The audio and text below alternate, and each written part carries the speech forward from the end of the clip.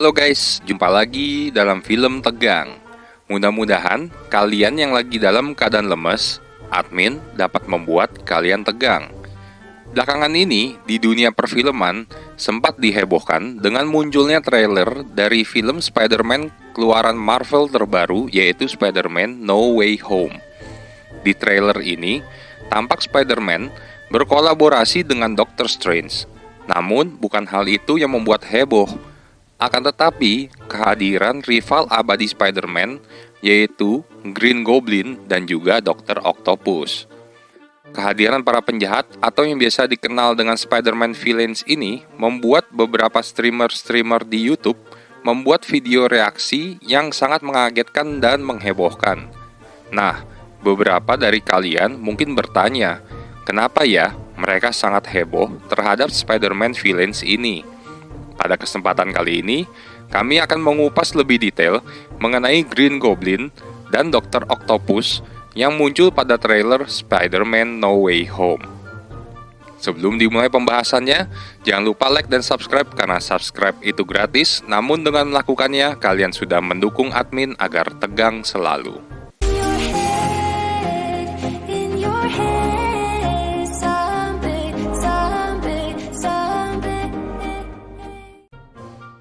Sebelum mulai membahas mengenai Spider-Man villains, mari kita mundur sedikit dahulu untuk mengetahui sejarah di balik munculnya Green Goblin dan Dr. Octopus di film-film Spider-Man sebelumnya.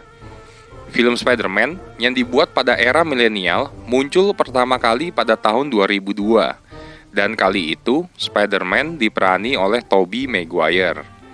Film Spider-Man pertama itu meraih kesuksesan dan respons yang positif dari para penontonnya, sehingga muncullah sequel Spider-Man 2 dan 3 pada tahun 2004 dan 2007.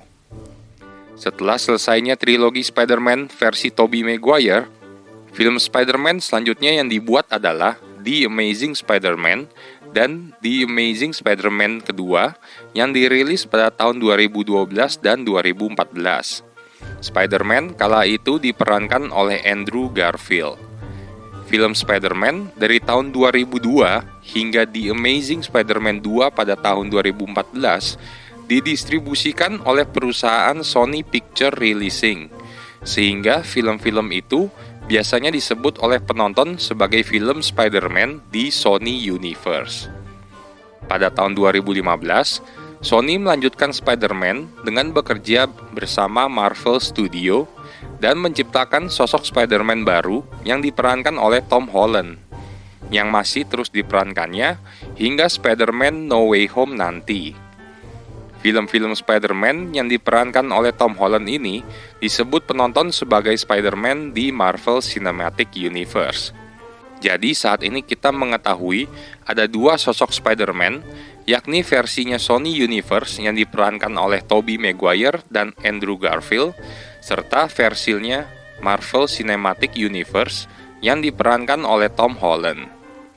Nah, setelah kita mengetahui hal itu, mari sekarang kita mulai bahas mengenai Spider-Man villains, Green Goblin dan Dr. Octopus.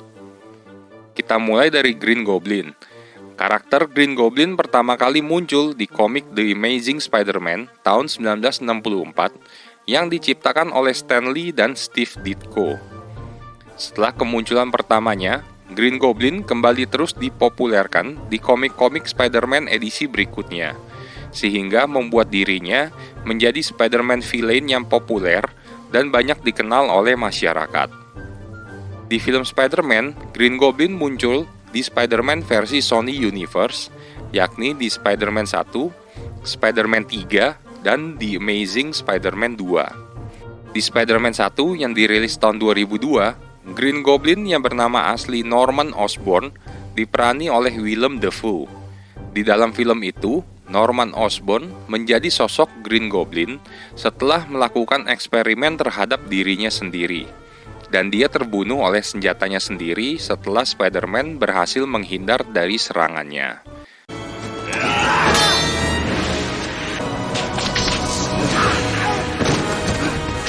I would never hurt you. I know from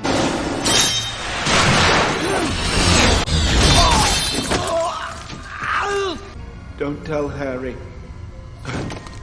Kematiannya Norman Osborn disaksikan oleh anaknya yang bernama Harry Osborn, yang diperankan oleh James Franco.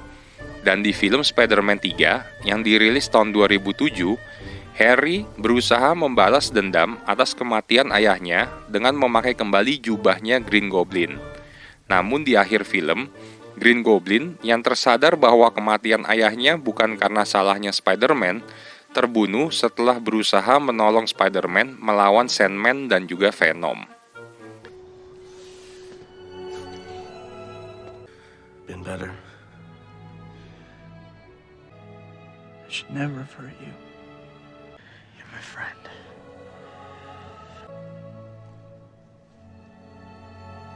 Di film The Amazing Spider-Man 2, sosok Green Goblin diperkenalkan sebagai Harry Osborn yang diperankan oleh Dane DeHaan. Harry berubah menjadi Green Goblin setelah menyuntikkan dirinya dengan serum spesial dari Spider-Venom. Di akhir film, Harry tampak berdiskusi untuk membentuk aliansi baru melawan Spider-Man. You've made progress. I've identified several. Oh, I'm counting on that. How many men did you have in mind?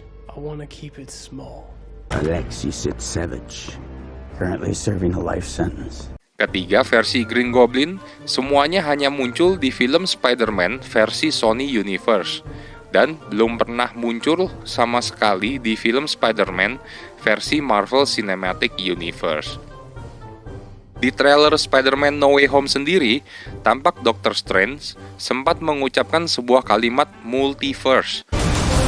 Multiverse is a concept about which we know frighteningly little.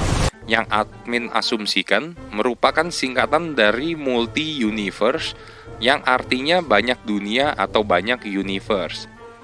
Ini mungkin adalah petunjuk mengenai munculnya villains dari Sony Universe di film Spider-Man. Menariknya di trailer ini, kita hanya dipertontonkan sebuah bola hijau yang mana menjadi senjata yang identik dengan Green Goblin.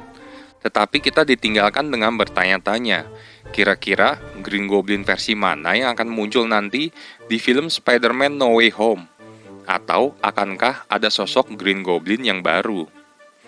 Mengingat bahwa dua sosok Green Goblin yang diperankan oleh Willem Dafoe dan James Franco berakhir dengan kematian, besar kemungkinan Green Goblin yang ada di film Spider-Man No Way Home nanti adalah versinya Dane DeHaan. Tapi yang nggak tahu juga, namanya juga Marvel. Kadang jalan cerita dan karakternya susah ditebak dan mengejutkan. Kita akan tahu pastinya nanti setelah film Spider-Man No Way Home ini rilis di Desember 2021. Kalau menurut kalian, kira-kira kalian bisa tebak nggak versi Green Goblin mana yang akan muncul di Spider-Man No Way Home? Coba kalian tulis di kolom komentar ya guys. Sekarang kita beralih ke Dr. Octopus. Karakter Dr. Octopus atau Otto Octavius diciptakan juga oleh Stan Lee dan Steve Ditko pada tahun 1963. Di kemunculan pertamanya pada komik The Amazing Spider-Man 3, Stan Lee mengatakan, biasanya dalam menciptakan villain, yang pertama kali dicari adalah nama. Oke, saya sudah memiliki nama. Setelahnya, saya akan memikirkan karakter seperti apa dan apa yang akan dia lakukan. Untuk suatu alasan, saya memikirkan Octopus.